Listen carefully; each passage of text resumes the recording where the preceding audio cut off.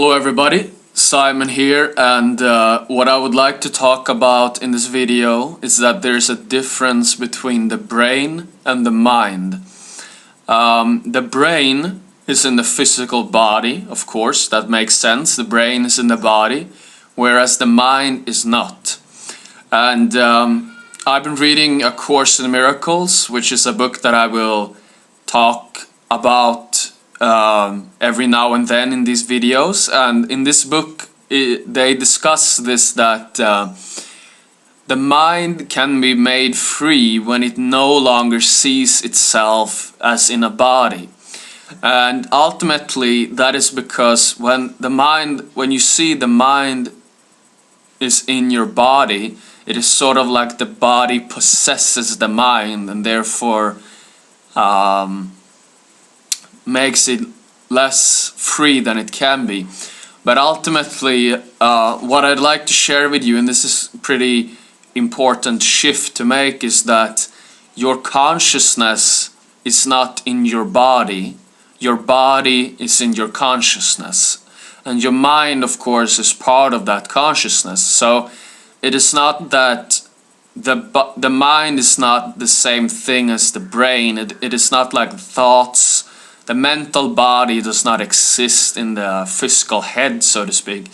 And this is a pretty valuable shift to make, because ultimately when you no longer see the mind as in a body, there can be more freedom in your life, because freedom can never be found within a body. If you look for freedom in a body, you look for it where it cannot be found, basically.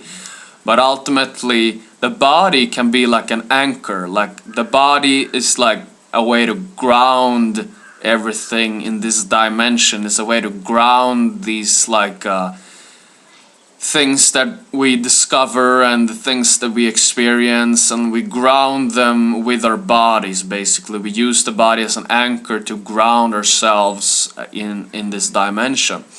But ultimately the mind is not in the body, and this is I think this is a pretty revolutionary knowledge, because I think that most people actually believe that the brain and the mind is the same thing. But the brain, which is in the physical body, and the mind is not. So then you might ask, where is the mind? Where is the mind? And that is for you to discover. I do not have an absolute answer to that at the moment, but ultimately I know that when we make this shift, that when we no longer see the mind as tied to the body, there can be more freedom in our lives, because we sort of give the mind to God, or we give the mind to source, or to oneness, or whatever word we like to use, doesn't really matter. But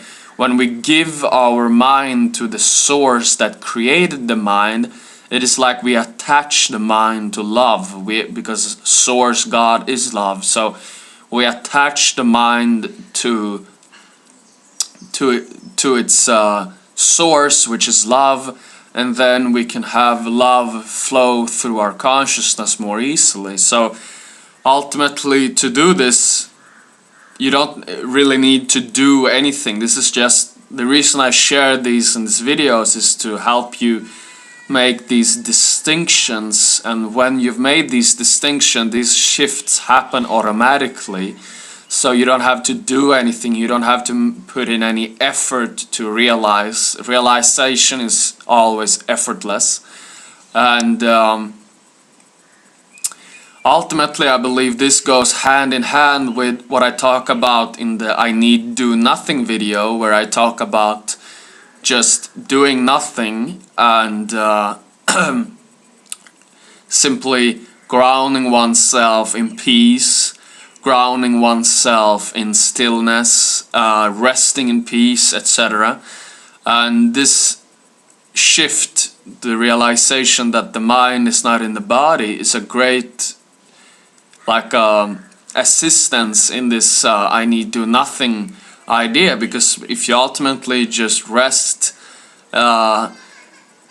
rest and simply give your mind to God, then experiencing peace is very simple. So rather than believing that the mind is in the body, possessed by the body, the mind is given to God and therefore is given to freedom, basically. So ultimately, when I'm saying this, that the mind is not in the body, it's not meant to deny the body in a sense. It's not meant to say that the body is not important or etc. The body is as important as the mind. One can say like the body is our vehicle here. It's a vehicle. It's a temporary vehicle on one hand, but it's also important to take care of the body and use the body as a way of grounding oneself in this moment. And just, for example, when you meditate or do nothing, then just being very present, being very